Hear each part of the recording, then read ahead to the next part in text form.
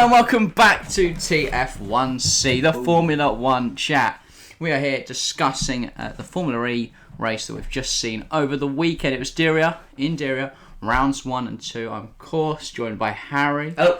Welcome back. And yeah, we're going to be discussing the race 1 on the Friday, race 2 on the Saturday, the overall championship, all the action, and also the new quality system a little bit. We'll go into more detail on that in a video coming up 2 days after this one, so make sure to turn notifications on so you can see that one. But yeah, right, shall we start from the first quali then?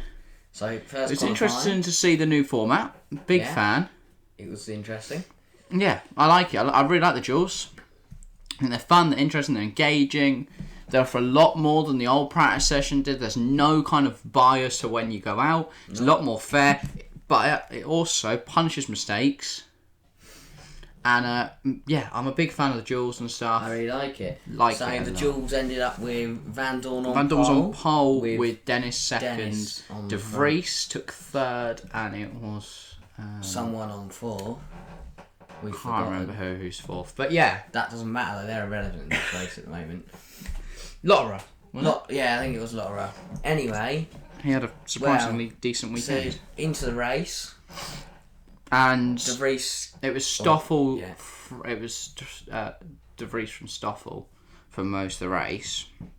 Stoffel then takes attack mode, fails. He goes to take attack mode, Stoffel, and fails to activate it, losing him the time. Then when they both take attack mode, De Vries is in front. De Vries goes on to win. I mean, he deserved to win. He had more pace over the race. If it wasn't for the 2 little slides he had in quali, he probably would have taken pole. Yeah, because he had that quali battle against Stoffel Van Dorn in the semis.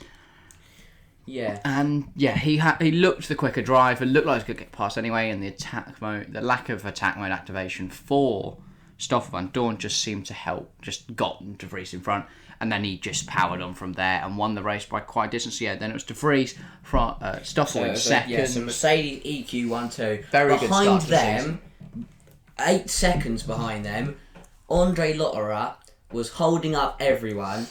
For ages. So eventually drains the battery, which then means that when he's fighting other cars, he's trying to conserve, and that absolutely ruined his race. Eventually, once one car got past him, everyone got past him, and he actually fell to 13th from 3rd in the last 15 minutes of the race. But he looked like he had some really good pace. He did, and they just fell off somewhere. Using too much energy. So Jake Dennis rounded off the podium.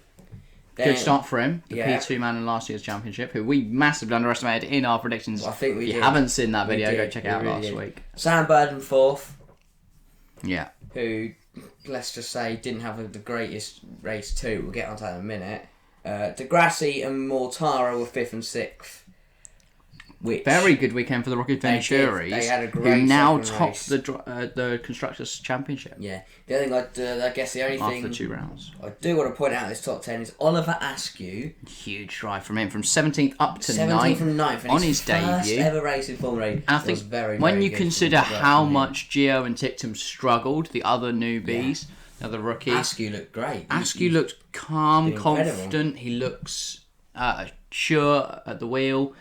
He looks like he knows how to drive the car, and he has good control over it, which is really good to see from the rookie. A solid P9, points on his debut. And that Avalanche Andretti looks pretty quick. Yeah, I mean, they're 3rd in the championship at the moment. And I think those two will do very well. In terms of DNFs, Antonio Felix Costa didn't get a good start. And he didn't make it past first corner. Yeah. But it's suspension. So the person that I put to go find the championship, win the championship. Currently has 0 points after 2 rounds. Yeah, has 0, and we'll get onto the road too. And the only other person at DNF was Oliver Rowland, who got purposely put in a wall by Robin Freins. Yeah, those two are a bit. Because Rowland hit Freins. Yeah, that's good. In the corner before it, so Freins just whacked him into a wall. Interesting to see though that Freins didn't get penalised for that. He did. He got a drive-through. That's why he up finished out the points 16th. I didn't think in that green Envision Virgin Racing. I saw that he was 6th in the championship, but then I remembered the round 2, which was round 2 qualifying. This guy can get quality up quickly. Anyway. That's fine. Okay. It was De Vries and Mortara in the final. De Vries won it by just 5,000 of a second. De Grassi lined up in third, and it was Vries in fourth. So, but very good duels. On the quality, obviously, there was a bit of controversy with De Grassi versus Da Costa in the quarter-final duel, because Da Costa missed his green light, so Da Costa went on De Grassi's, meaning Da Grassi couldn't go. It was a whole thing. It's just a bit. Da Grassi then eventually went, but he was so much faster because Da Costa was told that he. And then Da Costa had his lap to lead anyway. Yeah, so he ended up down in 7th. No, 8th, but then Roland took his penalty. And Roland got a 3 place for some kind of infringement earlier. Blocking someone. Like in FP3 or something. So that's how they lined up. That's definitely not how they ended. No, so obviously Nyck de Vries from pole started very well. Did really well. Yeah, looked confident, but then really fucked up the attack mode. He don't really know what he was doing.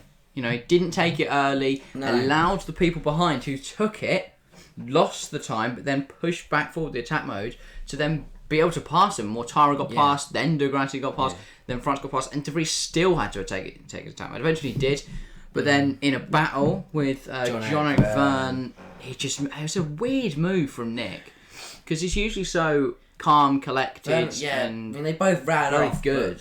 De Vries comes back on and just smashed into the side of Verne. I mean, it's all fair racing, but I mean, in the end, it actually fucked over Nyck.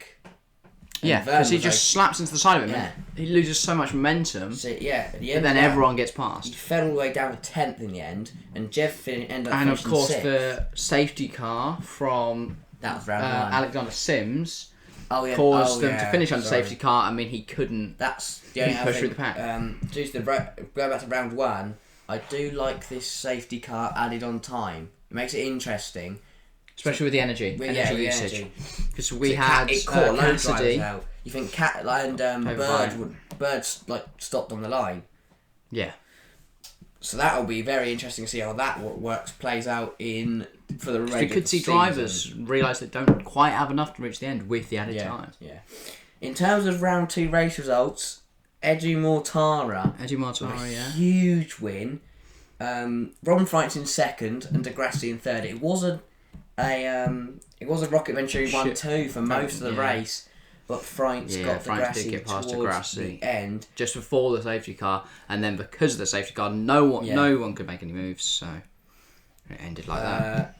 And the man who dropped like a stone, Andre Lotterer, much better race too. Got P4 in race 2. Got 12 points. Good little race. Jake Dennis in the Avalanche Andretti got another great result in P5. We kind of just fell there because he did really poorly in quali, and then because of the chaos, just kind of took his P5. Jeff got the DS to Cheaters only points of the weekend in 6th. Yeah, so which is that they both looked very, very slow, especially Da Costa. He really struggled. Didn't they? I thought they scored him in race 1. Oh yeah, sorry. Jeff got 8. Well, but Jeff scored all the points with this year with Da Costa. He obviously broke the suspension in the first race. He got 13th in the second race behind Oliver Askew, which is really interesting. But Nyck de Vries getting P10 after a good strong race win. I mean, he kind of messed himself. He fucked out for himself by smashing into the side of Verne and messing up his strategy. It's a shame to see because he was holding some really strong pace in the race. Fucked the attack mode, then smashed into the side of Verne. Yeah, and that means that Edoardo at the round end of the first 2 rounds, Edoardo Mortara leads the drivers' championship. I think he's got a good shot. And I don't Venturi's look quick, but I think I might have underestimated him a little bit. Yeah, I think you put him 10th and I put him 7th. So neither of us really had him competing up there. Yeah, I had Nyck to win. He is in 2nd. So I put Mortara 8th. So Mortara top on 33. De Vries is 2nd with 29. Stoffel is 3rd with 28. Jake Dennis is 4th with 25. De Grassi 5th with 25 points also, and then Vries 6th, 18. Laura 7th with 12. Bird in 8th with 12. Verne also on 12 is in 9th. Nyck Cassidy rounds out top 10 with 7 points. In terms of teams, Venturi now top it with 58, but Merck are only a point behind with 57. I think that'll be a good battle, and I'd like to think Avalanche they're up in 3rd, but Cheetah down in 7th. Poor weekend from them. You'd like to think that Cheetah would join that fight between the Avalanche. Nissan, Dragon, and Neo all. Neo will go nowhere with Tictum and Turvey. They'll be the stuff. Now, Seti Camera and Gio.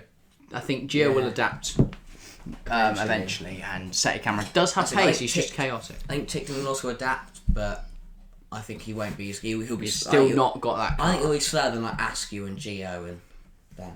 But it was a very, very exciting first 2 races in Diriyah. Yeah, very good opening rounds. Yeah, and I do like some of the new.